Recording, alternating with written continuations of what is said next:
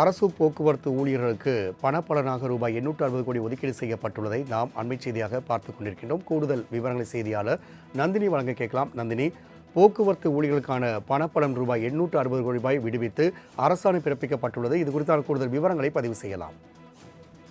வணக்கம் ராம்குமார். அரசு போக்குவரத்து கழகங்களில் பணியாற்றி ஓய்வு பெற்றவர்களுக்கு பணப்பலன் வழங்க அரசாணை என்பது வெளியாகி இருக்கிறது. மொத்தமாக 860 கோடி ரூபாய் பணப்பலன் வழங்குவதற்கான அரசாணை என்பது தற்போது போக்குவரத்து துறை சார்பில் வெளியாகி இருக்கிறது.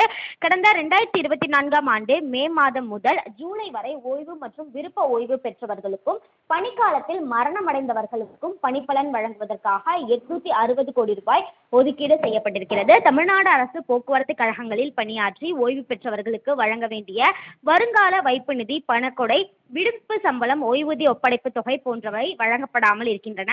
இந்த பணப்பலன்களை வழங்க கோரி CITU உள்ளிட்ட போக்குவரத்து தொழிற்சங்கங்கள் தொடர்ந்து போராட்டங்களில் ஈடுபட்டு வந்தனர். இந்த நிலையில்தான் அரசு போக்குவரத்து கழகங்களில் பணியாற்றி ஓய்வு பெற்றவர்களுக்கு பணப்பலன் வழங்க 860 கோடி ரூபாய் ஒதுக்கீடு செய்து தமிழ்நாடு அரசு அரசாணை வெளியிட்டிருக்கிறது. அந்த வகையில் ஓய்வூதியர்களுக்கு ஓய்வூதிய கால பலன்கள் விரைவில் வழங்கப்படும் எனவும் அரசு போக்குவரத்து கழக அதிகாரிகள் தரப்பில் தெரிவிக்கப்பட்டுள்ளது குறிப்பிடத்தக்கது. நந்தினி, தகவலுக்கு நன்றி.